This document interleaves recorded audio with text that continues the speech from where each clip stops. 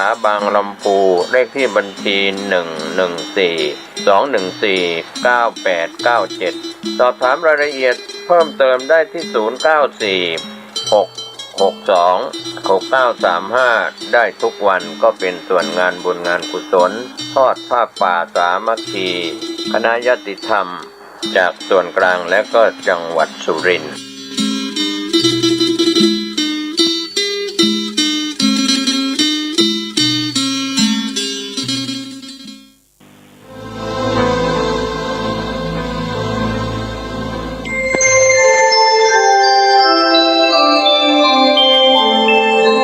ขณะนี้ท่านกำลังฟังสถานีวิทยุกระจายเสียง FM 104.5 เมกะเฮิรตซ์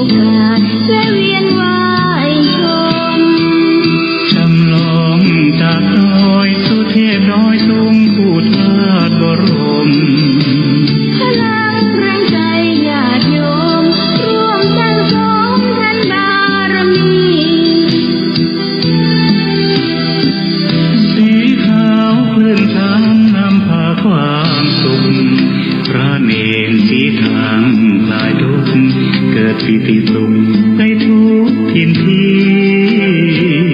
เปิดฟังธรรมะพระจัดรายการหลาย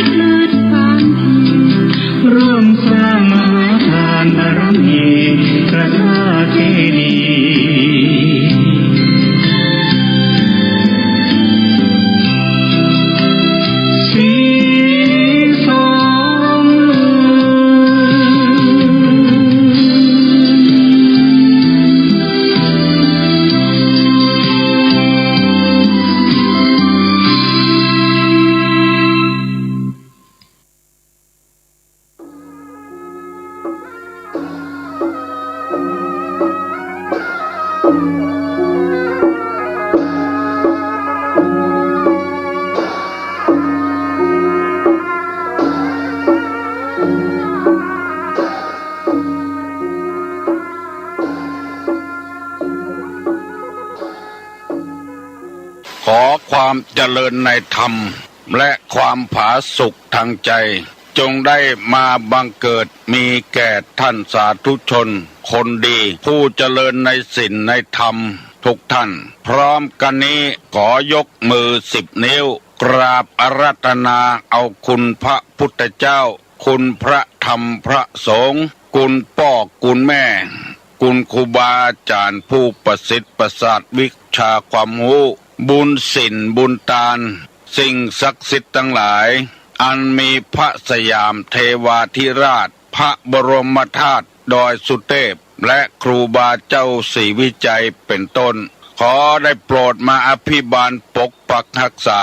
พระสงฆ์พระเจ้าพระเนนเถนน้อยและท่านผู้รับฟังรายการทุกคนทุกท่านเพื่อปากันมีความสุขกายสุขใจเหมือนกันทุกตนทุกองค์ทุกผู้ทุกคนตลอดกาลนานมาแถมแล้วเนอเสียงก้องเสียงกองเสียงมองต่ำเข้าเสียงตุเจ้าเทศนาธรรมมาเยี่ยมมาใจท่านสาธุชนคนดีทั้งหลายถึงบ้านถึงจองเพื่อเอาธรรมะแบบรากหญ้าแบบธรรมดามาฮือพ่อแม่พี่น้องทั้งหลายฟังก่อนที่จะได้ฟังนี้ขอเชิญชวนมวลพุทธบริษัททั้งหลายไหว้พระเหมือนกับนักมวยไหว้ครูระลึกถึงครูบาอาจารย์ก่อนผู้ที่ไปแสวงหาสัจธรรม4 อสงไขยปลายแสนมหากัปและ10 ชาติปางสุดท้ายได้เกิดมาเป็นพญาเวสสันตละตาลเข้าของทรัพย์สมบัติสละบัลลังก์ไปบวชเป็นพระฤาษีตาลเมียตาลลูกบำเพ็ญขนาดนักจนได้ตรัสรู้เฮาไหว้ครูบาอาจารย์เนี่ยก่อนเนออาลังหังสัมมาสัมพุทโธภควา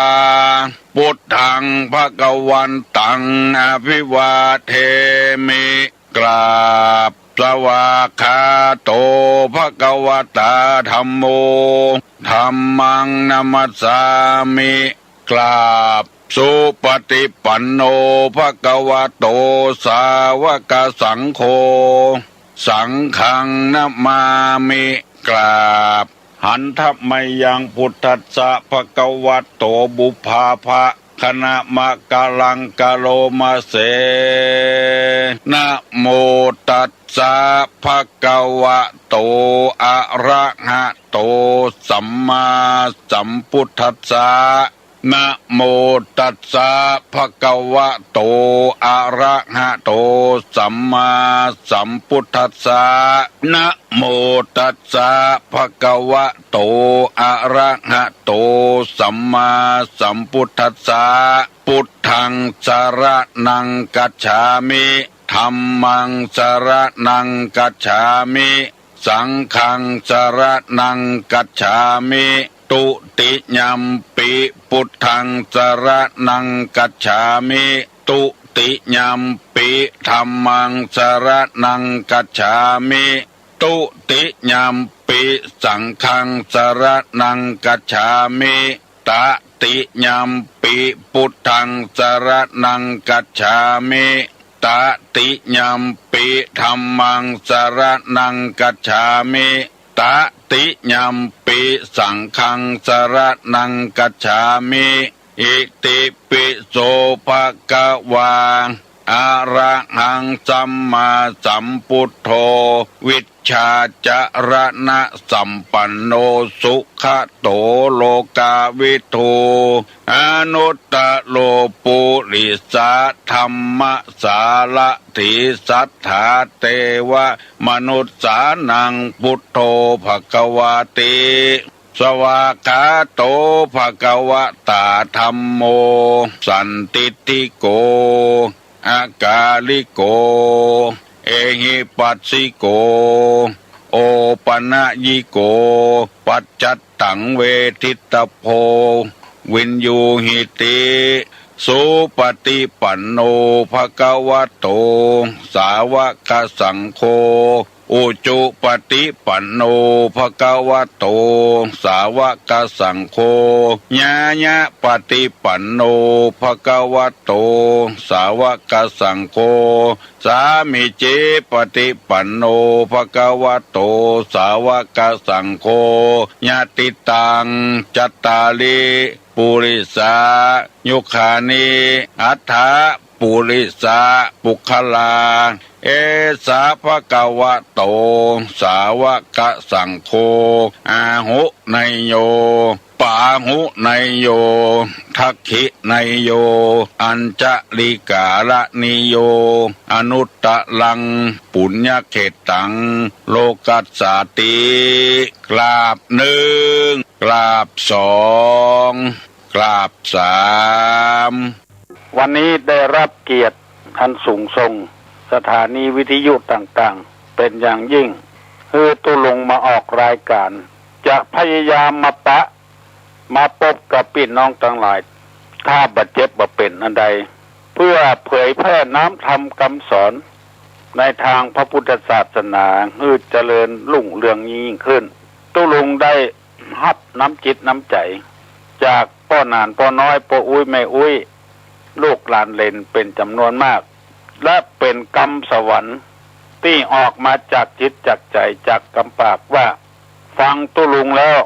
ได้คติธรรมและม่วนใจด้วยเพราะว่าเป็นกรรมเมืองตังเมืองเหนือของเรานอกจากนั้นแล้วว่าบะเลวบะโวยว่าบัจจ้าเกินไปบะโวยเกินไปฟังแล้วมันชัดถ้อยชัดคำดีมีหลายคนว่าเจ้าอันและก็มีหลายคนด้วยกันคือความไว้วางใจกับตุลุงนำเอาธรรมะมาเผยแพร่ให้ฟังมีปัญหายังก็มาถามเช่นเมื่อตอนเจ้านี้ถามว่าตี้เฮามีหั่นแล้วบ่ได้ล้อมหัวจะล้อมเมื่อมันเป็นลักเป็นฐานติดขะแจไว้เหียเพราะว่าเอาละไว้เปิ้นเอาขี้เหงื่อไปถมตี้เปิ้นคนมันมักง่ายจะได้ก่อตามโบราณบ้านเมืองเปิ้นว่าถ้าแปลงเฮือนแล้วเมื่อใดเปิ้นล้อมหัวเมื่ออันมันเปื้ออันอย่างหลายผลประโยชน์หลายอย่างพอแปลงเฮือนแล้วก็กวดล้อมเพราะว่าจะเอาเสากะเอาไม้เอาตอกเข้าง่ายออกง่ายกะว่าจะถมตี้ถมตางรถมันเข้าเกรดง่ายอยู่ง่ายกะว่าโบราณนักการเปิ้นถือมาอย่างอันถ้าไปล้อมหัวเหี่ยก่อนเป็นดีเป็นดักนี่มันจังเปลี่ยนใจบางทีเฮาก็ขายไปล้อมหัวเหี่ยแล้วเฮาจะเอาคิดเอาก้างหัวคนซื้อใหม่มันก็บ่คิดถึงเฮาหมู่นี้เป็นต้นเฮาเพียงแต่เอาลวดหนามเอาไม้อย่างไปเกิดไปเกิ้งบ่ฮื้อคนเอาขี้เหยื่อขี้โก่งไปขว้างอันนี้มีเหตุผลหลายอย่างตุลุงบ่สามารถที่จะไปตอบก็ได้เฮือนแต่ก่อนนี้เปิ้นเอาไม้สุดเก้าสุดปลายมาแปลงเสาเวลาเฮาล้อมหัวเหี่ยก่อนมาเอาข้อยากออกยากเวลาที่เฮาต่ำแล้วเปิ้นเฮาจะถมก็ถมยากเฮาถมเหี่ยก่อนแล้วดีดักแล้วมาแปลงหอแปลงเฮือนนี่ก็รู้สึกว่ามันจะง่ายขึ้นไม้สุดเก้าสุดปลายก็เอาเข้าง่ายออกง่ายอันนี้มีเหตุผลหลายอย่างเขาจะไปว่ามันบดีอย่างเดียวก็บดได้อันนี้ขอฝากขอฝังไว้บางทีก็เต่าเข้าบ้านก็ว่าใจอยู่ตามหิมหนองอยู่ไกลอยู่กลางบ้านกลางจองเต่าบุญเข้ามาบ้านมันจะเป็นจะได้หาอย่างหมูนี้บางทีก็อึ่งเข้าไปอยู่ที่นอนเข้าไปในห้องน้ำไว้วางใจตุลุงขนาดนักเอาปัญหาต่างๆมาถามตุลุงก็ตอบไปเป็นที่ไว้วางใจของคนทั่วๆไปยินดียินบานตึงตัวเจ้าพระนายประจายไม่ยิงหลวงพ่อโตอยู่ดังบ้านจ้างบนโทรศัพท์มากู้ตลอดเวลาว่าศรัทธาตายกคนเฒ่าคนแก่ฟังแล้วมันฟังง่ายตุลุงก็ค่อยขอฝากนี้ตัวไว้ฮื้อตุปี้ตุน้าตุลูกตุหลานเวลาเฮาเทศก็ดีเฮาอู้ก็ดีในวิทยุก็ดีในสาธารณชนก็ดีที่มันคนมันฟังเฮาเทศหรือเปิ้นฟังถ้าเฮาไปว่าเร็วลำไปวยลำไปมันเปิ้นฟังบ่ทัน บางทีก็เป็นกรรมต่างจังหวัดก็ฟังบักไข่ตันบางทีก็เป็นยองพ่องเนี่ยฟังบักไข่ตันกินข้าวแล้วกินเตอว่าบวยลำไปมันเคยหูเรื่องกินเตอนี่บ่กินเตื้อได้อ่ะบ้านเฮาว่าบ่ได้คนยองว่าได้แต่คนทางเหนือนี่ฟังบ่หูเรื่องล่ะฟังหูเลิงเนี่ยวัดยังกวงก็ยังโกงถ้าว่าเลียวมันฟังตันบ้านที่ไหนก็ตุลงเปิ่นรอพระเจ้าแสนแสกับบ้านยังโกงอ่ะบางคนฟังหมูเรื่องให้ยังเป็นยังโกงวัดยังกวงเนี่ยกินข้าวกับไส้โอกำโทโคเนี่ยกินข้าวไส้อั่วกำถั่วคั่วเอาไปว่าโวยแต่มันฟังบัดตันขอฝากไว้กับตู้เจ้าพระนายตัวเนอะเพราะว่าแต่มีคนกู้ตัวลงฟังใครคือตัวลงเปล่าๆให้พ่องจะไปว่าโวยว่าจะจ้าเป็นมักเป็นผลเป็นกรรมรับฟังมาหูเรื่องและแถมยังคนฟังก็เช่นคนฟังก็เช่นเดียวกันขอเมตตาพอออกไม่ออก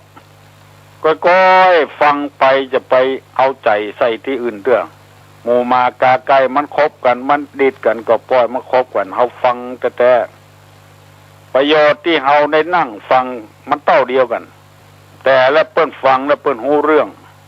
ถ้าเฮาฟังนี่เฮาบ่ฮู้ใครฮู้เรื่องเพราะว่าเฮาเอาไปใจไปใส่ที่อื่นเรื่องกรรมจัดดีจะดีโอ้เสียดายคนผ่านหูผ่านใจไปเหี้ยเพราะฉะนั้น ขอฝากไว้ที่คนคือกำลังใจตุลุงบอกว่ามันชัดถ้อยชัดคำดีและเป็นกรรมเมืองแต่บัดเดี๋ยวนี้มันบ่ใจอย่างอันไปเหี้ยกรรมไทยมันสูญไปเหี้ยเพิ่นถามว่าอันนี้ของไผคนบัดเดี๋ยวมันบอกของไขหันก็มาเห็นเหี้ยมันเป็นอย่างอันไปเหี้ยหันแล้วก็ว่าหันเห็นแล้วก็ว่าเห็นถ้าบ่หันบ่เห็นนี่มันยุ่งคนยองขุดอ้นขุดไปคนใดมาถามว่าคนไทยมาถามว่าลุงทำอะไรขุดอุ่นเนี่ยขุดอุ่น ขุดอ้นก็คนไทยก็ถามว่าขุดอุ่นนี่เห็นไหมมันใจเห็นนะขุดอุ่นนะมันเป็นอย่างอี้ไปเนี่ยมันใจเห็นไหมนะเป็นขุดอุ่นนะมันเป็นอย่างเงี้ยดังที่หลายคนเคยแซวตุลุงเพี้ยควายเพี้ยงัวเนี่ยเอามาแข่งกันสู้ยองมาได้สักคนเมืองเขาว่าเพี้ยคนทางเหนือเขานี่คนเชียงใหม่ว่าเพี้ยถ้าไปลำปางเพี้ยมีน้อยเดียวเพี้ยไปการยองเพ่กินข้าวกับหยังกินข้าวกับน้ำเพ่กินข้าวกับน้ำเพี้ยไปทางลำปางลูเพี้ยน้อยเดียวมีเกิงถ้วยกับบ่เกิงเชียงใหม่เขาเพี้ยเต็มถ้วยเลยไปโดนใส่คนยองเราไพ่โล้นคำก่อนฟะวันนี้จะได้นำเอากรรมบะเก่าบะเกื้อมาเล่าให้พี่น้องทั้งหลายฟังมีกรรมโบราณกรรมหนึ่งเป็นข้าวเป็นเครือว่าจะได้ฟังเนอปักแก้วปะมอยบ้านห้วยละนะกี้โทรมาหาตุลุงกันวันนี้จะฟาตุลูเต็ดตี้นะแต่ร้านหน้าแกห่ออยู่อ่ะ คนอื่นฟังหมูเรื่องนี่ตุลุงฟังว่าวันนี้จะฟังตุลุงเต็มตี้กำลังนั่งแกะหอมอยู่บ้านห้วยละวันนี้จะฟาตุลูเต็มตี้นะกำลังหน้าแกะหอมอยู่มาปะมอยไปกรรมโบราณเปิ้นว่าจะปล่อยมันแหอยู่หั่นเตอะนกจักตายถูกบ่วงสักวันนกอยู่ยังในไม้ดวงอยู่ในไม้ตานกยังหันจักตายสักวันเปื้อนนกบ่แห่กำจ้อยเปิ้นมีหรอปล่อยมันแหอยู่หั่นเตอะนกจักตายถูกบ่วงสักวันดวงอยู่ในไม้ตานกยังหันจักตายสักวันเปื้อนนกบ่แห่ลอยแล่ภัยที่รับแล้วลุกขึ้นมาเนอะมันหมายความว่าอย่างไรเปิ้นว่าเงินคำอยู่ที่ยากหากไม้อยู่ที่แข็งหมายความว่าอย่างไร มันเอายากและจ่ายง่ายหากไม้ก็เหมือนกันจะบกเอามาจะขุดเอามานี่มันยากหากไม้อยู่ที่แข็งก่อนบาดใจบาดใจแหงก็บ่ได้กินคือหมายความว่าคนเฮานี่จะไปขี้ค้านต้องมั่นต้องขยันเงินทองมันมีกุฏิกุตางที่เฮาเดือดว่าบ่มีเงินเพราะเฮาขี้ค้านบ่ขยันขันแข็งมันเปิ้นเหนือวัดตุลุงเนี่ยมีถนนตัดออกจากคันคลองออกมาเนี่ยถ้าไปทางเหนือจะไปแม่ริมแม่แต่งเมืองแห่งของเป้าถ้าไปตะวันออกนี่จะไปสันทรายไปตัดอำเภอสันทรายไปตัดแม่โจ้ปุ้นปุ้งไปเห็นดอยสะเก็ดสังกะแปงไปเพียละปูนวุ่นอ่ะภัยกายไปกายมาบหารว่าไม่เงินมีทองเนี่ยตุลุงไปหันพอคนต่างชาติวกเอาเงินที่สี่แยกกันเหลือวัดตุลุงเนี่ยแปลงว่าวเฮือละอ่อนว่าวลมนี่นะเอาขายเฮือละอ่อนตัวเต้าใดก็สุดแล้วแต่เขาอย่าเปิ้งใจสตางค์มีแต่หิมถนนนั่นแหละแปลงก็ไปแจ้หายากหาตุกตัวใดเป็นเงินเป็นทองน่ะลักไปถามวันหนึ่งบางวันก็ได้400-500 บาทแล้วละอ่อนต่างบ้านต่างเมืองพี่พ่อแม่เอามาตัวแพงพวงมาลัยขายเป็นปุ๊กเป็นปุ๊กขายทำสี่แยกได้เงินได้ทองอยู่ตำนั้นนะอยู่หิมถนนนั่นนะข้ามถนนไปแถมตะวันออกมีตูบน้อยใหญ่หั่นหน้ามะม่วงขายมะม่วงสุกน้ำแก้วมังกรขายแก้วมังกรมีตลอดทางเงินมันแห่ตึกอะแต่ถ้าคนเอามั่นขยันหูจักเอาสตางค์นี่บ่ต้องกลัวที่กรรมโบราณว่าปล่อยมันแห่อยู่หันตะนกจักตายถูกบ่วงสักวันถ้าน้ำเฮาพกเอาเถอะมันถึงได้พยายามอันนี้ยกตัวอย่างให้ฟังง่ายๆดวงอยู่ในไม้บุญตานกยังหันนกมาแห่เนี่ยมันซับปกปกปกปกปกปกว่าหูเขาฟังถ้าดักปิ้งนี่มันซับแถมดักปิ้งนี่มันก็ย่างแหละถ้าซับปกปกปกเอาหูเขาฟังดังขวัดเขาขวานนี่มันซ้ำละคำเดียวจกเอามากินสบายเงินคำอยู่ที่ยากหากไม้อยู่ที่แข็งก็มาออกบ่าออกแห้งก็บ่ได้กินที่บ้านห้วยละเข้ายังบะเหลืองด้วยแกะหอมไว้ท่าแล้วบะฮื้อบ้านห้วยละรวยจะได้ มีเผียจ้างเผียมาบุญก็เพราะว่าคนขยันขันแข็งนั่นเองอันนี้เอาฝากเอาฝังไว้ให้ลูกให้หลานนึกพิจารณาฟังตัวเนอะกึดใจตัวเนอะ ตุลุงบ่ได้ว่าให้ไผสักคน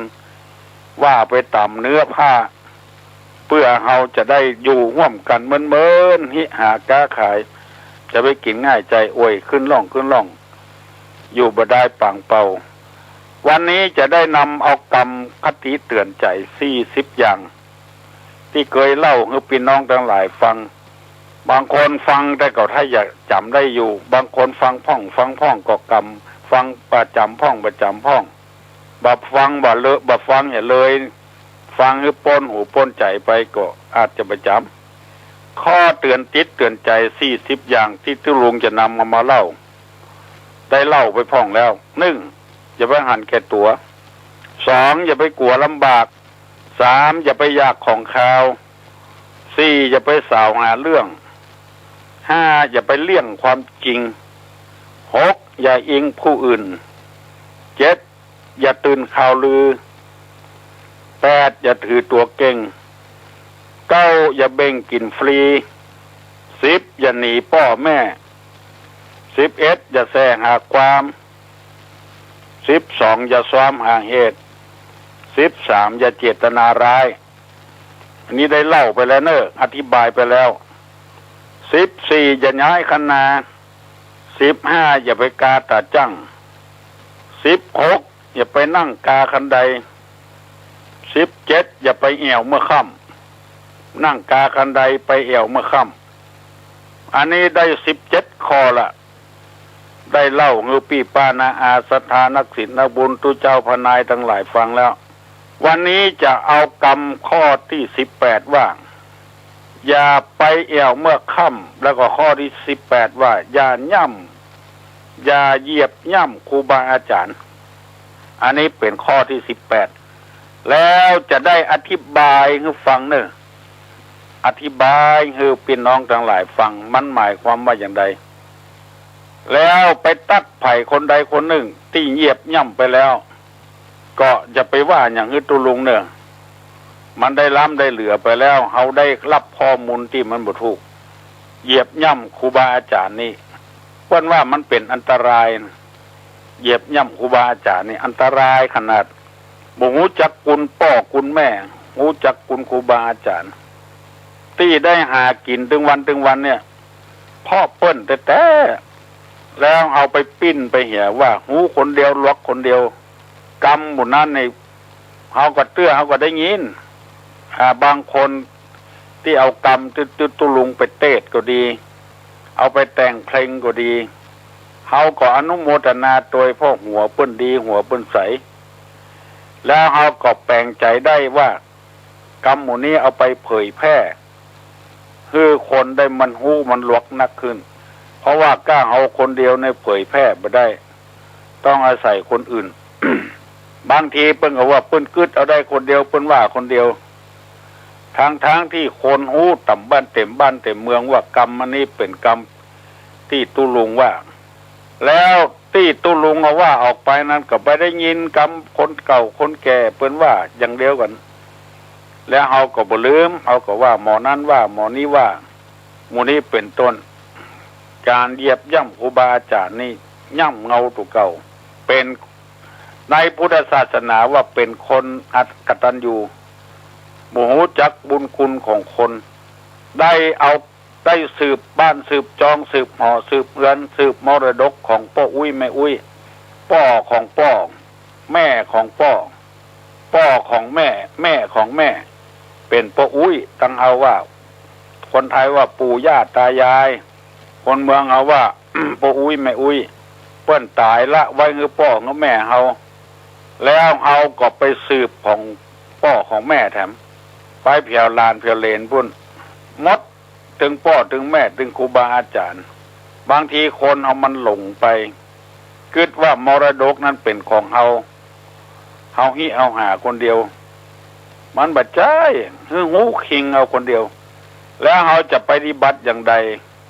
วิธีปฏิบัติทางศาสนานี่ก็ง่ายไม่ใช่ยากอ้างอย่าเปื้อนพ่องอ้างของเปื้อนพ่องห่อเงินเดือนดาวก็ที่อยู่ที่เฮาบ่ได้ซื้อบ่ได้หานี่ก็เพราะเป็นพ่ออุ้ยแม่อุ้ยหรือบางทีคนบ่เก่าบ่แก่เพิ่งก็อดเวลาทำบุญทำทานอย่างกับวัดกวามีงานอย่างส่วนรวมส่วนตัวก็ออกบริจาคเงินเปิ้นอย่างที่คนมาบริจาคเอาเหรียญมาบริจาคพ่องเหรียญ25เหรียญ50มันเป็นตองเอาตองเหลืองมาบริจาคพ่องบางคนนี่เขียนมาตัวเลยว่าขออุทิศให้หมอนั้นหมอนี้บ่ลืมบุญคุณของพ่อของแม่ของครูบาอาจารย์ในทางพระพุทธศาสนานี่ถือขนาดนักดินที่เขาย่ำถึงวันนี่ถ้าบ่มีดินเหี่ยแล้วดินแห้งเหี่ยแล้วดินแข็งเหี่ยแล้วปลูกฝังอย่างก็บ่ได้เขาก็อย่าเดือดร้อนที่มันมีเขาย่ำเขาเหยียบเขาอยู่ฝั่งหอบฝั่งเสาหอเสาเงินได้ก็เพราะขี้ดินน้ำก็อย่างเดียวก่อนลองมันท่วมก็เดือดร้อนมันแห้งก็เดือดร้อนเขาอยู่ได้กินได้ถึงวันนี่เพราะน้ำถ้าขาดน้ำก็อยู่ไม่ได้เปิ้นเฮิรนนึกถึงบุญคุณหมดอ่ะดินน้ำไฟก็เหมือนกันอย่างที่เราฟังวิทยุกันมาเดียวเนี่ยมันมีไฟหรอกไฟฟ้ากาไฟถ่านแบตเตอรี่กามันเกิดวิทยุดังขึ้นก็เพราะไฟนี่ลองไฟฟ้าดับไปเสาะหาเตียนมาตามกันวุ่นเฮาบ่ได้กึดหามันได้ลงมันมีบุญคุณกับเฮาจัดนักอ่ะเรื่องข้าวหุงแกงแปลงหั่นแปลงนี่อาศัยไฟลมที่เฮาหายใจนี่ก็เหมือนกันเรามาขาดลมหายใจขาดยุ่งหมดอ่ะญี่ปุ่นไปรบอังกฤษเมื่อสมัยสงครามโลกครั้งที่2เมื่อประมาณปี2485มาถึง88เอาเป็นเอาตายลูกตำหลังวัดตุลุงนี่มีกับทหารญี่ปุ่นได้กรรมญี่ปุ่นจะหลายกรรมอ่ะเมสิเนี่ยกินข้าวเอากันแน่นี่สตางค์ได้จะหลายกรรมอาริกาโตนี่ขอบคุณเป็นกรรมของญี่ปุ่นทั้งนั้น มุ่งหน้าจากเข้าเมืองไทยจากฮ่องกงจากอะไรอย่างบุญเข้าเมืองไทยบุญเข้าไปประเทศพม่าจะไปตีโอบตีอ้อมไปมีอังกฤษเอาระเบิดลงฮิโรชิมาอันนี้ยังระเบิดปรมาณูถ้าเป็นนิวเคลียร์ซ้ำให้ตามเขาอู้ขึ้นมามันไหม้อากาศไหม้ลมหายใจหมดอ่ะบ่ต้องอู้อย่างนั้นก็เอาลองไปโรงพยาบาลค่าถังออกซิเจน1 ชั่วโมง50 บาทออกซิเจนเนี่ยที่เอามาลมหายใจเข้าออกเนี่ยมันมีบุญคุณกับเฮาหมดอย่าไปว่ากับครูบาอาจารย์อันนี้เปิ้นว่าอย่าไปเหยียบย่ำครูบาอาจารย์เขาได้งูกระเปิ้นได้หลวกกระเปิ้นอย่างน้อยที่สุดสืบยาสมุนไพรเนี่ยสืบจากที่ไหนมายาแผนโบราณว่าออกไม่ออกกินพิษกินเข้าไปแล้วเจ็บท้องเนี่ยยาจาติแหวงกะเนี่ยพิษที่อำเภอแม่ริมจาติแหวงกะโอ้ลูกหลานเปิ้นเอาสืบไว้เปิ้นบ่ละพ่อละแม่เปิ้นมีตั้งหอดบ่เดียวยาหอมกากระลอกในยาอย่างกากระลอกในจะเดียเปิ้นบ่ลืมกุลพ่อกุลแม่เปิ้นสืบมาลูกหลานได้สืบมาจนตั้งหอดบ่เดียวอยู่มามรูนเกิดไปเป็นพยาบาลก็มีไปเป็นหมอก็มีเพราะยาโบราณเนี่ยเพราะฉะนั้นบุญคุณอันนี้จะไปลืมยิ่งแม่ก็ดีอย่างก็ดีโอ้นักปราชญ์บัณฑิตเปิ้นโหมลงกันค่าน้ำนมแม่นี้จะมีอะไรเหมาะสมโอว่าแม่จ๋าลูกถึงค่าน้ำนมเลือดในอกผสมกันเป็นน้ำนมให้ลูกดื่มกินคนมาด่าคนใดมาด่าแม่เพี้ยเป็นเป็น5เป็นอย่างนี้โอ้นักแก่ละบัดใจคนมาเกิดแล้วถ้าจะเป็นอย่างสักอย่างมาเกิดเอาเลือดในอกมาผสมกันเป็นน้ำนมให้ลูกดื่มกินและแถมอย่างหนึ่งคนที่สูบบุหรี่คนที่กินเหล้าก็เช่นเดียวกันเกิดออกมาแม่เอานมยัดปากละมาได้เอาเหล้าเอาบุหรี่มาให้ลูกกินให้ดูดื่มใหญ่มาพ่อข้าน้ำนมแม่อันนี้ลืมกุลแม่ไปเห็นแล้วเอาเหล้ามากินแทนน้ำเมาหัวและน้ำบ่งหูจักเมื่อวันเมื่อคืนหมู่นี้ลืมบุญคุณของครูบาอาจารย์หมดที่เปิ้นสั่งสอนไว้เนี่ยฟังดีๆเด้อที่ตุลุงว่าธรรมะในพุทธศาสนานี่บ่มีพิษบ่มีภัยบ่มีอันตรายยิ่งปฏิบัติได้ต่อใดยิ่งมีความสุขบานหวั่นใจต่ออันถ้าอู้จะฮื้อน้ำตาออกก็น้ำตาออกมันบ่มีภัยแล้วในโลกเนี่ยเมื่อเป็นสาวเป็นแซ่นี่ปิดเอาไว้บ่ฮื้อภัยหูภัยหันเวลามีลูกมีเต้าแล้วลูกจะกินนมแล้วบันหน้าส่องหน้าไผ่ก็จ้างทุเจ้าพระนายก็จ้างเจ้านายก็จ้างจำเป็นเปิดให้ลูกได้ดื่มกินได้ดูดกินกรรมว่างัวสันหลังวากที่เปิ้นว่าให้กันนะงัวสันหลังวากหมายความว่าจังใดงัวที่มันมีแผลตั้งหลังแล้วก็เวลาแมงงนตอมไต้ตอมเหนือมันบ่ม่วนใจมันละมันตึงว่ามาตอมหลังมันนะมันตึงบัดตอมที่ไหนอันนี้เปิ้นเฮาว่างัวสันหลังวากคนที่มีความผิดและปกปิดความผิดของตัวไว้พอได้ยินกรรมใดกรรมหนึ่งก็นึกว่าเปิ้นว่าคือตัวเองหมดกรรมนี้เปิ้นสร้างมาเพื่อให้คนเฮาอย่าไปทำความผิดอย่าไปปกความผิดของตัวเองไว้มันใจบดีอยู่ตลอดเวลาพอแมงงนตอมก็ใจบดีละเอาง่ายๆอย่างตุลุงนำมาเสนอกูเจ้าเนี่ยคนใดมีความผิดอย่างอี้แล้วบ่ม่วนละตั้งข้อหาว่าตุลุงมาวิพากษ์วิจารณ์มาว่าฮือตัวเก่าทั้งที่เฮาบ่ฮู้จักกันบ่เคยกันสกำเตื้อก็บ่ม่วนใจละพอได้ยินวิทยุว่าจะอี้ก็ปิดวิทยุทันทีอู้ง่ายๆนะเหมือนกับว่าเปิ้นว่าฮือตัวเก่ากูกรรมสมมติง่ายๆว่ากินเหล้าเมายาแล้วมาหาเรื่องกับเมียซ้อมเมียเตะเมียดีดเมียมันมีที่ลงที่ไหนไปเยะฮือเมียเจ็บก็เยะฮือเปิ้นอยู่หัวโนปากบึนปากแตกก็เยะฮือเปิ้นอยู่เปิ้นโล่นก็ไล่เปิ้นอยู่เป็นคนที่บ่มีมนุษยธรรมไร้มารยาทไร้ศีลธรรม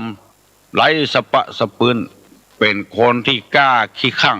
ค คนอื่นบอกไปตีเมียตัวเก่าสมมุติว่าตุลุงว่าอย่างอี้เนี่ยถ้ามันทำลงไปแล้วก็มันได้ยินเขาใส่มันก็บ่ม่วนละมันจะตั้งข้อหาว่าตุลุงว่าคือมันปิดวิทยุบ่ฟังละก็บ่ได้เกิดความรู้อย่างเกิดขึ้นอันนี้สมมุติเอานะอันนี้เปิ้นว่าหมอนั้นน่ะเป็นงัวสันหลังวากเอาแถมคนหนึ่งจังด่าผัวโดยบ่มีเหตุบ่มีผลคนกินเหล้ามันใจหินอยู่หั่นแล้วมันบ่มีสติอยู่หั่นแล้วไปด่ามันแถมเมื่อมันไปกินเหล้านี่งมกกงกพอกินเหล้ามาแล้วเหล้านี่เป็นเหตุที่คนขาดสติแล้วไปด่าไปซ้ำไปเติมแถมเพี้ยมันก็ลงมือละบ่ฮู้ว่าจะตอบแทนวิธีใดละจะด่าตอบก็บ่แป้ไม่ยิงก็ด่าเพี้ยด่าเอาคำเดียวก็คัดถ้วยคัดจ้อนนี่มันขาวสะอาดคัดคอโคนนี่มันปากบึนเขาว่าโดนซ้อมโดนตีละอันเนี้ยสมมติว่าตุลุงว่าจะอีกก็ปิดวิทยุหาว่าตุลุงว่าอันนี้ยกตัวอย่างว่างัวสันหลังวากมันจะต้องเป็นอย่างเงี้ยแม่งโงนตอมที่ไหนที่เบาหูกดนึกว่าตอมหลังมันที่มันมีแผลเปิ้นแปลงไว้เพื่อให้คนนี่เริ่มทำสิ่งที่มันบ่มีแผลจะไปให้มันปิ้วไปให้มันแมงเปิ้นว่าที่ไหนที่เบาหูก็เลยเปิ้นว่าให้ตัวเก่ามี2 คนด้วยกันเตียวไปด้วยกันคนหนึ่งตามันโก้ตามันดำนะหันแก่นเดียวแก่นหนึ่งตาดำตาโก้เป็นว่าตาปูดมหันแก่นนั้นถึงมหันตัวกันไปเปื้อนมันแซวแหละมันก็ลืมคิงแบบหาไปไหนตัวคิงนี่บ่มันโก้นะบ่หาไปไหนตัวคิงนี่โก้นะบ่คนตาโก้ก็มันแน่ได้บ่เปื้อนไปแถมสักกำหนึ่งเกิดใจได้ป้ออย่างบ่โหคิงด่าให้อย่างคิงว่าหาตาโก้อันเนี้ยงัวสันหลังวากจำไว้เนอะจะไปเนี่ยอย่างนั้นมันผิดไปแล้วเฮาก็ฟังแก้ไขทำไมปรับปรุงทำไมบ่ซ้ำที่เก่า2 เตื้อ 3 เตื้ออันนี้เรียกว่างัวสันหลังวากพอเถอะคนที่เป็นแก่ก็ดีเป็นแขว่นก็ดีเป็นหัวหน้าคนตำบ้านตำจองตุเจ้าตุหลวงอยู่ในวัดในวาก็ดีถ้าทำผิดแล้วปกปิดไว้ถ้าเป็นว่าอย่างตุเจ้าตนอื่นมันกระทบกระเทือนตัวเองตึกรู้สึกว่าเมื่อใดก็บาปเข้าตัวเมื่ออันเพราะเป็นคนบริสุทธิ์พุทธพ่องขายครัววัดครัววากาขายพระเจ้านิกากินเหล้ากินยาในการเล่นไม่ย่าไม่ยิงเนี่ยมันไข้หัวโดยเฮาบ่ได้เพราะว่ามันมีเบื้องหลังของมันงัวสันหลังวากอู้ไปวันนี้ตุลุงจะได้นำเอาทศพิธราชธรรมมาเล่าให้พี่น้องทั้งหลายฟังแถมกำเนอที่ได้เล่าว่าเมื่อวันวิสาขบูชาทางกรมศาสนาก็ดีพระสงฆ์พระเจ้าก็ดีได้เชิญเจ้าพุทธทั่วโลก40 กว่าประเทศมาผสมจุ่มนุมกันเปิ้นยกประเทศไทยเนี่ยเป็นศูนย์กลางของพระพุทธศาสนาแห่งโลกแล้วหนังสือพิมพ์ก็ดีวิทยุก็ดีโทรทัศน์ก็ดีไปสัมภาษณ์ชาวพุทธต่างๆผู้นำเจ้าพุทธในประเทศนั้นๆถามว่ามาเมืองไทยรู้สึกเป็นจะได้พ่องแต่เปิ้นจะบอกว่าโอ้มีทะเลมีภูเขามีตึกรามบ้านช่องมีคนแต่งตัวงามมีสถานีอย่างต่างๆเต็มบ้านเต็มเมืองเปิ้นบ่ตอบเพราะว่าของเปิ้นก็มีอยู่แล้วเปิ้นตอบว่าดีใจที่เจ้าไทยมีโชคดีพระเจ้าแผ่นดินเป็นผู้นับถือพระพุทธศาสนาแล้วคนไทยนับถือพุทธศาสนาทั่วประเทศนี่93% 7% นั้นเป็นศาสนาอื่นศาสนาอื่นคือศาสนาหยังเฮาก็บ่ต้องเอามาว่าที่นี่7%อันน่ะสตางค์100 เป็นเจ้าพุทธอยู่93 บาทแถม7 บาทนั้นเป็นศาสนาอื่นมาเปรียบเทียบแล้วก็น้อยเดียวเป็นหมูกี่ตบกี่เต้าดีใจที่เจ้าพุทธเป็นคนโชคดีนับถือพระพุทธศาสนาแล้วก็เจ้าบ้านเจ้าเมืองก็ได้รับความอุ่นอกอุ่นใจพระเจ้าแผ่นดินเพราะพระเจ้าแผ่นดินมีศีลมีธรรมโอบอ้อมอารีมาคมเหงเล็งแกเต่งแป้เจ้าบ้านเจ้าเมืองปัดพฤติอยู่ในทศพิธราชธรรม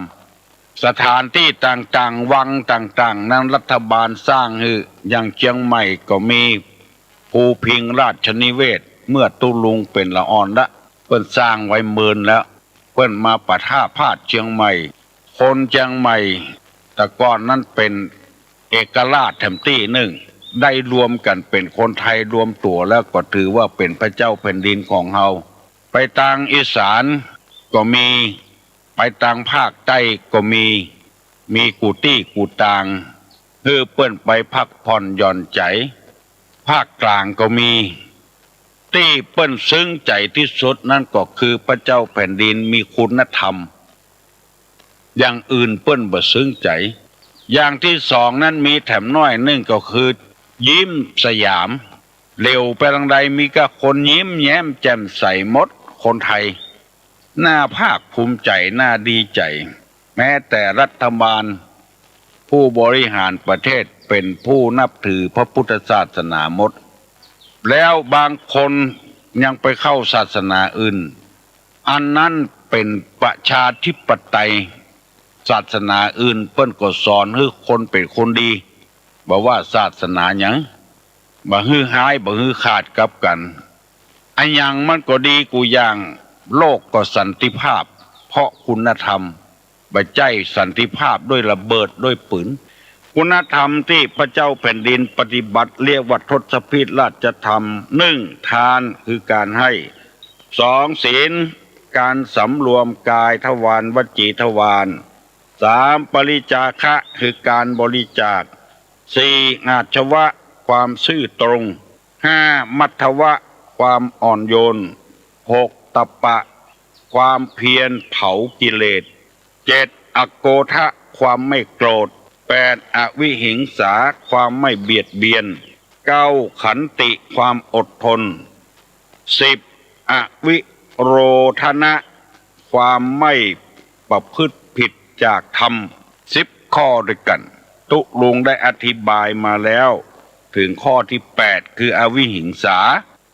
เวลามันน้อยได้อธิบายน้อยเดียวเนี่ยแต่เมื่อตะวาวันนี้ขอเมตตาอธิบายลืมไผ่บะหมี่บางหูบ่เคยได้ยินกำเตื้อเอาปากกาจดไว้เหียจดในสมุดไว้เหียแสดงว่าตุลุงมีโอกาสได้กำหูกับพี่น้องทั้งหลายทศพิธราชธรรมที่พระเจ้าแผ่นดินถืออยู่อันนี้เป็นธรรมเนี่ยศีลเปิ้นก็เข่งครัดธรรมเปิ้นก็เข่งครัดพุทธภาษิตได้ตรัสไว้ที่นำมาเสนอแต่ว่าอัพยาปัชชังสุขังโลเกความไม่เบียดเบียนเป็นสุขในโลกคนเราต้องการความสุขแม้แต่มดแต่แมงก็ต้องการความสุขหนูในไก่เป็ดห่านงัวควายจ้างม้าต้องการความสุขเหมือนกันกูตัวฮักชีวิตของตัวเองเพราะฉะนั้นความสุขที่เฮาจะพึงได้แถมอันหนึ่งความบ่เบียดเบียนกันฝรั่งเพิ่นมาเอี่ยวบ้านเฮาเมืองเฮาเป็นบ้านพุทธเมืองพุทธไปลู่กระเป๋าเปิ้นไปบุบเปิ้นไปข่มขืนเปิ้นแล้วลงหนังสือพิมพ์เดือดร้อนกันค่อยบ้านค่อยเมืองไผอ่านแล้วก็แค้นไผได้ยินแล้วก็จังบุคคลคนเนี้ยไปเนี่ยคือเปิ้นเนี่ยยังต่างบ้านต่างจองหลงบ้านหลงเมืองมาตุลุงได้ยินเปิ้นเล่าคือฟังในบ้านหนึ่งวัดก็มีบ้านก็มีอยู่ตินดอยจะมอกตามตินดอยสุเทพเนี่ยกะจะมอกเอาวัดไฟหินนี่กะ อย่างหมู่เนี่ยอยู่ตินดอยวันนั้นเปิ้นตั้งธรรมตัวเจ้ากำลังเต้ทำมาทีอยู่คำเดียวได้ยักแล้ว ปรากฏว่ามีฟานตัวหนึ่งมันหลงหมู่ ลงเข้ามากายหน้าวัดนั่นคนเฒ่าคนแก่ได้ยินเขาใส่ยกยักมันมีละเหลือก็ไม่ยิงฟังธรรมมาทีกระจายปากันไปหมดละขันไว้หั่นในวัดปากันไปไล่บุบไล่ฟานกึดใจพอล้อป้อออกไม่ออกฟานตัวเดียวมันหลงงูบาหันปี้บาหันน้องอยู่หั่นแล้วก็ตกใจบาหันหน้าปี้หน้าน้องยังบอกปอเจ้าบ้านหันไปไล่ฆ่าเพิ่นฟานตัวเดียวคนบอกว่าถึงบ้านนี่จะเกิงบ้านในวัดแถมต่างหากบอกว่าคนเฒ่าคนหนุ่มที่มาฟังธรรมทีป้ากันไล่ฟานเอาจนได้กินไปจนที่แจงหัวปากันบุบเปิ้นเอาจนตายโลกจะสันติภาพได้เมื่อใดถ้าคนเฮาบ่มีธรรมะธรรมโมพระเจ้าแผ่นดินเปิ้นตั้งอยู่ในธรรมข้อนี้อวิหิงสาไม่เบียดเบียนกันหมดขึ้นเฮือนเฮาก็แสดงว่าหมดน่ะเบียดเบียนเฮาแล้วตีเปเลอะเปเตอก็บ่อยู่มาขึ้นเฮือนเฮาก็บ่ม่วนแล้วจัดการแล้วอัศวินเขาใส่แดดินหมดเพราะฉะนั้นคนเฮาจะไปเบียดเบียนกันจะไปเงี้ยอย่างฮื้อกันอาวุธที่จะเข็นฆ่ากันของคนนี่เกิดมาบ่มีอย่างสักอย่างเนอะมือก็บ่ใจตีนก็บ่ใจศอกก็บ่ใจปากก็บ่ใจอาวุธของคนนี่คือมันสมองใจมันสมองต่อสู้อย่างอื่นดีกว่าเปิ้นห่างถึงบ่มีอยู่หั่นแล้วไปค้าไปแคะอย่างแม่ออกบางคนเคยโทรศัพท์มาหาตุลุงโอ้คนก็ตุกอยู่หั่นแล้วผู้จานซะมาบอกฮื้อเปิ้นตายคนตุกตายนะที่จะหอมจะร่วมกันผู้จานซะมาใส่จำใส่ยอดเปิ้นใส่กันตะอันเนอแล้วคนตุกมันบ่มีสตางค์ตะอันแล้วไปเขเปิ้นใส่อันนี้ก็เลยมีปฏิกิริยาบ่ฮู้อย่ามาปรึกษาไผก็โทรศัพท์มาหาตุลุงอันใดที่เป็นหนทางจะเบียดเบียนกันพยายามหลีกเลี่ยงบ่เบียดเบียนไผเบียดเบียนนี่มันนีบกันนะข่มเหงเต่งแป้กันเอาจนได้จนเป็นบางคนก็ชำระหนี้โดยอาวุธเจ้าของเงินมาบีบเข้าบ่ฮู้จะออกทางใดแล้วมืด8ด้านจำเป็นได้ฆ่าเจ้าหนี้ก็มีเจ้าหนี้ก็ตัวก็มีเงินมีทองอยู่หั่นแล้วมันก็ตึงตุกอยู่หั่นแล้วถ้าอยู่ตามธรรมตุลุงเคยได้ยินหลายคนว่าเอาถือว่าจัดแล้วน่ะเฮาได้เป็นหนี้มันต่างคนต่างอยู่เหี่ยมันก็ม่วนไปละบ่ต้องเจ็บต้องแสบหยังอ่ะเป็นตี้เป็นตางก็เหมือนกันเปิ้นบ่มีที่อยู่หั่นแล้วหาทางจะไล่ถ้าไล่แล้วมีที่อยู่ให้เปิ้นอีกอ่ะแล้วก็ควรจะไล่ให้ไปอยู่หั่นอยู่นี่เนอะจะต้องการที่นี่แล้วเปิ้นจะไปอยู่ที่ไหนมันไม่ใช่เหมือนกับเป็ดกับไก่เหมือนกับนกกับหนูบินต้นไม้ใดก็ได้เบียดเบียนกันทำมือแค้นอกแค้นใจหาทางออกบ่ได้เบียดเบียนจะเอาที่เอาทางเคยได้ยินวิทยุลงหนังสือพิมพ์ลงคนจนเนี่ยมีที่อยู่ทางในแล้วก็คนรวยมีที่อยู่ทางนอกมีหัวอยู่รอดไปรอดมาได้มีกองอยู่ปรากฏว่าคนรวยนะใครได้ที่ของคนจนขอซื้อเพิ่งก็ว่าโอ้ที่มีที่เดียวเนี่ยพ่อนายถ้าขายเนี่ยลูกเต้าใครจะซื้อไปหยังบ่ขายแต่นอกใครจะเอาไว้เนี่ยกินเนี่ยเป็นปีเนี่ยจะเอาจนได้จนเป็นแถมวันคนจนนะจะเข้าสวนตัวเก่าเข้าบ่ได้เห็นแล้วเพิ่นเอาหัวแปลงหัวมาปิดหัวคือเข้าบ่ได้เพื่อจะบีบให้คนตุกนะขายที่คือได้ถูกทำน้อยคนตุกก็เก็บความแค้นไว้หั่นในใจแต่วันมันมืด8ด้านหูจะได้พ่อนายมาชวนก็เลยฝนมีดเดี๋ยวดีๆเอาเน็บตั้งหลังบ่ฮื้อพ่อนายหั่นฝนมุยก็บ่ใช่มีดพ่อนายหั่นก็นึกว่ามันจะมาอ่อนแล้วมันจะมาขายที่มันแล้วก็เตียวไปหาทอดมุยฟันจนนับจ นหมอบ่ฮับโลยิบบ่ได้โลตายกับมุยแต่เจ้าของบ้านเพราะเบียดเบียนคนอื่นป่าใหญ่กินป่าน้อยวันนั้นไปห้วยตึงเท่าป่าชะโดป่าอย่างก็มีตัวใหญ่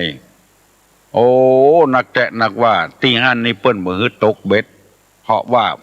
ถ้าไผไปก็ไปซื้ออาหารโปรยฮื้อป่าที่เปิ้นเลี้ยงถึงโอกาสตายมันจะไปตายคนเดียวมันแถมติ้งถามมันบ่เกิดกันนี่เกิดหลวงพ่อเกิดแต่มันใหญ่โตไม่ได้ละปลาใหญ่กินหมดปลาใหญ่กินปลาน้อยกินที่ว่าตกปลาเสี่ยงเมื่อฮื้อเปิ้นได้งอกได้เงยที่สุดมาก็เลยพ่อนายคนนั้นตายกับมุยของคนนี่ลงหนังสือพิมพ์นะไม่ใช่นิทานเรื่องจริงไปเบียดเบียนกันมันหาทางออกมาได้มืด8 ด้านแล้วถ้าเอาถือว่าจัดแล้วเอาเป็นหนี้มันจัดนี่มันมาตัวเอาเดี๋ยวมันสบายใจบัวกับบ่จ้ำน้ำกับบ่คุณเงินเขาก็ยังมีอยู่ตู้ลุงก็อย่างเงี้ยลุงถึงวันนี้นะมีกะ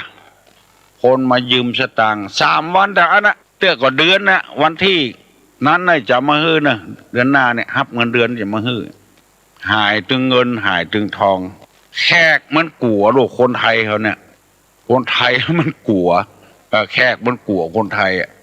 มันมานั่งสองหน้าอีนี้คนไทยใช้ไม่ได้โลมันบัดใจว่าเสี่ยงถึงประเทศนะเป็นบางคนตี้บ่ฟังธรรมบ่ปฏิบัติธรรมอย่างไรถามว่าเป็นอย่างไรใจบ่ได้อาบังอีนี้10 บาทเอาไปอีนี้10 บาทคืนมาอีนี้20 บาทไปอีนี้20 บาทเอาคืนมาอีนี้50 บาทเอาไปอีนี้50 บาทคืนมาอีนี้100 บาทเอาไปอีนี้100 บาทเอามาหมายความว่ายืม10ใส่10ยืมใส่เศร้าใส่เศร้ายืม50ใส่50ยืม100ใส่100และอย่างแถมอีนี้500ไปอีนี้500 บาทไม่หมา500 บาทไปแล้ว500 บาทมาละว่าบ่คืนละเมื่อน้อยๆนี่ทรายค่ะ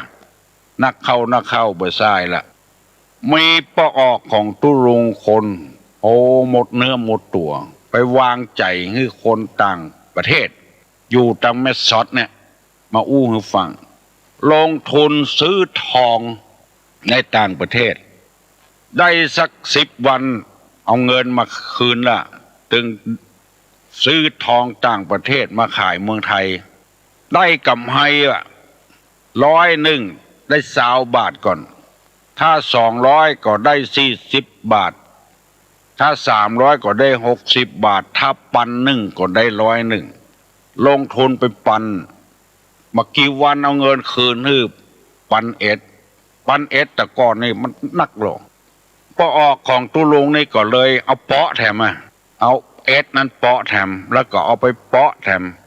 เป็น1,500เอามาคืนแถมมันเข้าแผว10,000พุ่นน่ะเงิน10,000แต่ก่อนมันเปรียบเป็นล้านบ่เดียวนี่แผว10,000พุ่นแล้วเอาไปเปาะเป็นทุนหายแซบมากำแล้วตะฮอดบ่เดียวเลยเป็นคนกาลมไปหาเบียดเบียนกันโนจุไล่กันอีนี้10 บาทไป10 บาทมา20 บาทไป20มา50 บาทไป50มา100 บาทไป100 บาทมาอีนี้500 บาทไปอีนี้500 บาทไม่มา เอาบังเดือดร้อนอันเนี้ยเบียดเบียนกันไก่มันบ่ฮู้เรื่องฮู้ราวมันเสาะหากินนะมันบ่เอาถุงบ่เอาหม้อเอาอย่างไปตัวล้ำเหลือไปในเขตบ่ได้ก็บ่ได้บุบของเปิ้นฆ่าของเปิ้นไล่ของเปิ้นให้เกินนำไปคนเรามันเบียดเบียนกันพอฐานะของตัวอย่างใดฐานะของคนอื่นอย่างใดก็ควรจะอนุโลมกันฝากฝีฝากไข่ไว้กับกัน